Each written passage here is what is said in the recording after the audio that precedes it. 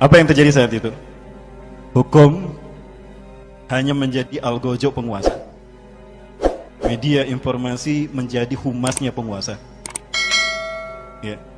Kezoliman di mana-mana, penistaan terhadap agama dan orang mulia terjadi di mana? Di mana-mana.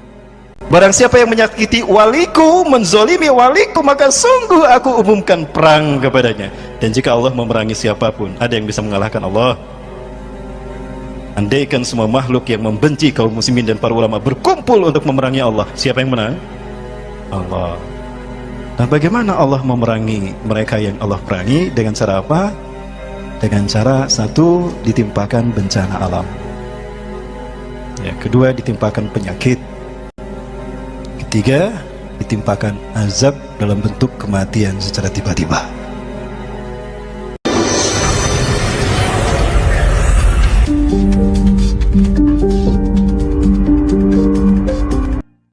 Barang siapa yang menyakiti waliku, menzolimi waliku, maka sungguh aku umumkan perang kepadanya. Dan jika Allah memerangi siapapun, ada yang bisa mengalahkan Allah? Andaikan semua makhluk yang membenci kaum muslimin dan para ulama berkumpul untuk memerangi Allah, siapa yang menang? Allah.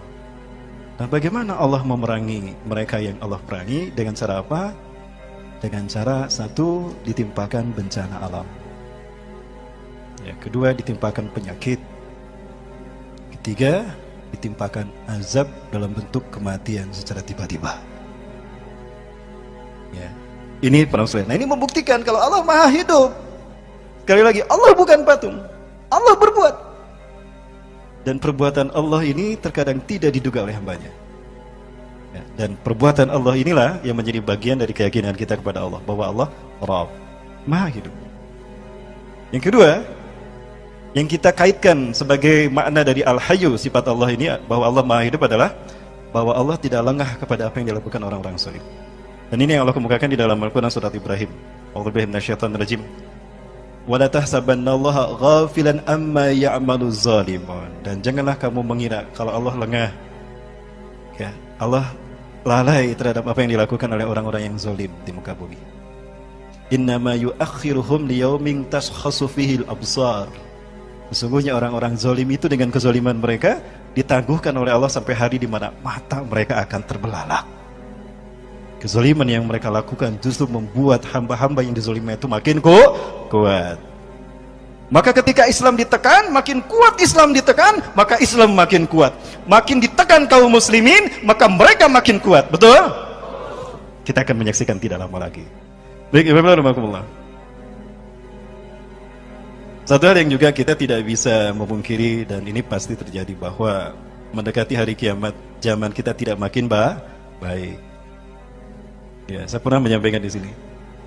Ya, kisah di mana para tabi'in yang mana mereka hidup di bawah kepemimpinan Al-Hajjaj. Al-Hajjaj adalah satu khalifah dari dinasti Umayyah yang menciptakan kondisi kepemimpinannya, menciptakan kondisi stagnan atau kondisi yang terburuk sepanjang kehidupan kaum muslimin di muka bumi. Dan kondisi di mana Al-Hajjaj memimpin tidak jauh beda dengan kondisi kita hari ini. Dan ingat, saya tidak menyebutkan rejim yang berkuasa sekarang seperti Al-Hajjaj, ya, tidak. Ya. Apa yang terjadi saat itu? Hukum hanya menjadi algojo penguasa. Media informasi menjadi humasnya penguasa. Ya. Kezoliman di mana-mana, penistaan terhadap agama dan orang mulia terjadi di mana? Di mana-mana. Maka pada saat itu mereka curhat dan komplain kepada sahabat yang paling akhir hidup, yaitu sahabat Anas bin Malik. Fasyakawna anil Hajjaj. Kami komplain, curhat kepada Anas bin Malik tentang Al-Hajjaj. Gimana ini wahai Kang Anas? Apa yang harus kita lakukan? Apa kata Anas bin Malik? Isbiru, bersabarlah kalian. Fa innahu la ya'ti 'alaikum zamanun illa ba'dahu asyarrum minhu.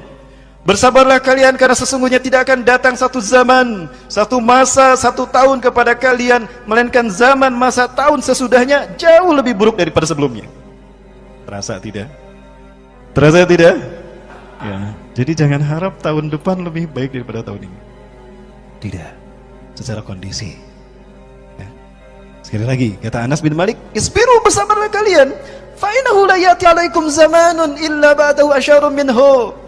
Bersabarlah kalian karena sesungguhnya tidak akan datang satu zaman, Satu masa, 1 tahun, melainkan zaman masa tahun sesudahnya jauh lebih buruk daripada zaman sebelumnya. Hatta talqaw rabbakum, sampai kalian bertemu dengan Tuhan kalian.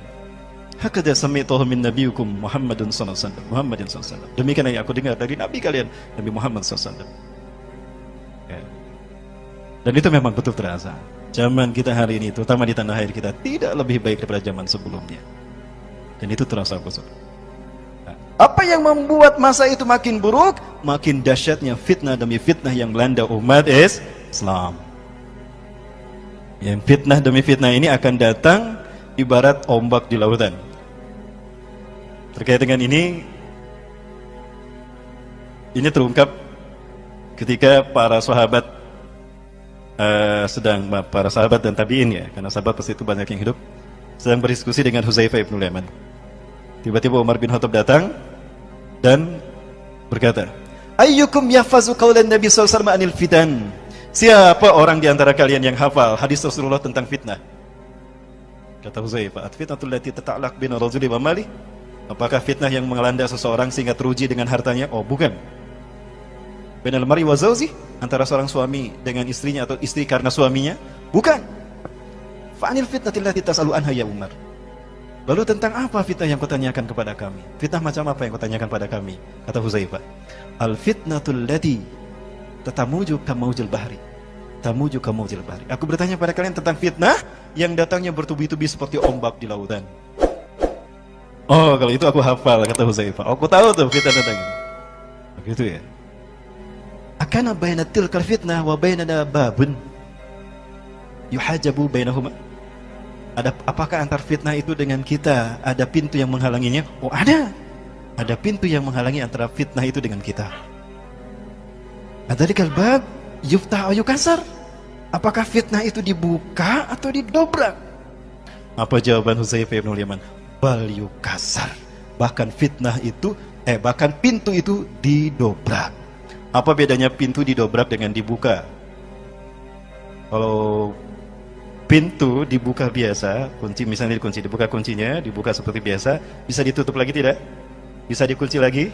Bisa berfungsi kembali? Bisa. Tapi kalau didobrak, artinya pintunya hancur. Berarti tidak berfungsi lagi.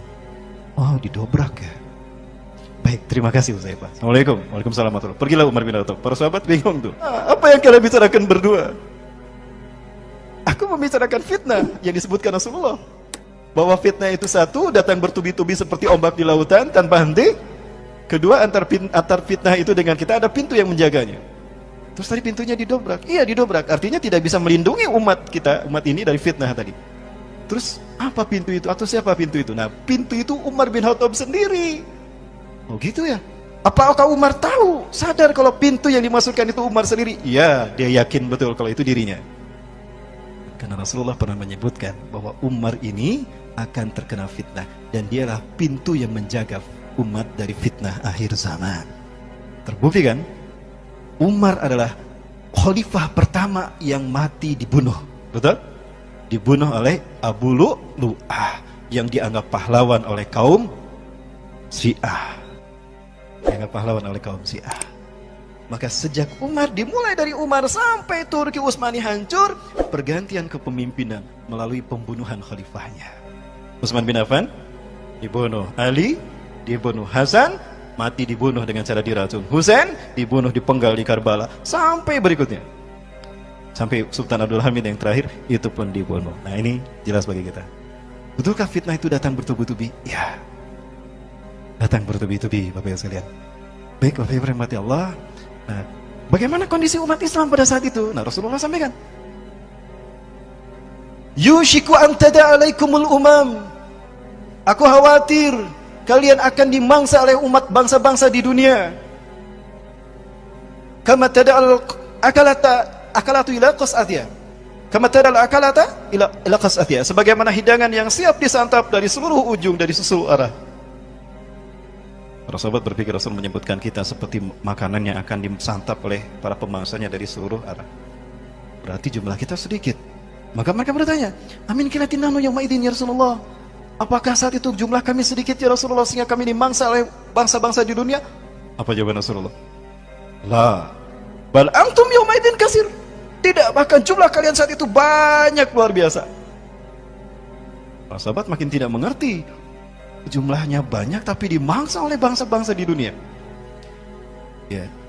Tapi apa kata Rasulullah? Walakinnakum gutsa'un ka gutsa'is sail. Tapi kalian seperti buih di lautan. Walaupun jumlah kalian banyak tapi kalian seperti buih di lautan. Yang namanya buih tinggi menakutkan, tapi kalau kita tebas dengan tangan kita hancur berkeping-keping. Betul? Tidak punya kekuatan, itulah buih. Kayak buih deterjen. Ya, yang ada bermuara di ujung sungai. Besar kan, menakutkan, tapi kalau kita sentuh, hancur berkeping-keping. Itulah kita hari ini. Au kalimal fi syatil bahar, atau seperti pasir tepi pantai, hamparannya luas luar biasa. Tapi ketika diambil dengan tangan diremas-remas, hancur berkeping-keping. Itulah kondisi kita hari ini. Dari 7 miliar umat manusia di dunia, sepertiganya umat Islam, 2 miliar itu kita umat Islam. Tapi nasib kita seperti itu. Walaupun kita menguasai dunia, 2/3 dunia kita kuasai, dan 1315 tahun kita berkuasa, tapi karena kita sudah mulai meninggalkan Quran dan Sunnah, hubud dunia sudah menjangkit kita, maka saat itulah kita tidak punya kekuatan. Maka jumlah mayoritas kita tidak lagi menakutkan bagi musuh-musuh Allah. Wala yanza'anna al-mahabbata min suduri a'daikum. Dan sungguh Allah mencabut rasa takut dari dada musuh-musuh kalian. Artinya mereka sudah tidak takut lagi dengan jumlah kita mayoritas. Hatta mereka tidak takut dengan jumlah kita mayoritas di Indonesia. Betul. Mereka betul-betul tidak takut kan dengan jumlah kita mayoritas. Mereka berani mencaci maki ulama tanpa ada yang menuntutnya. Karena ada mereka. Ya. Tapi kalau ada yang mencaci maki, apalagi jika itu ulama, Habib, baru jadi masalah. Walaupun sudah 2 tahun yang lalu. Ya. Betul tidak? Baik. Perasaan yang dirahmati Allah. Kemudian, itulah strategi mereka. Kenapa barat musuh-musuh Islam tidak takut kepada kita? Karena kita sudah dipecah belah. The fight at impera, lalu dikuasai.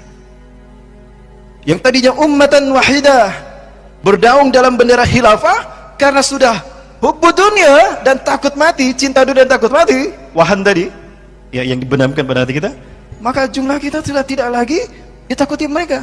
Allah memberikan ruang bagi kita di barisan terdepan, di garda terdepan.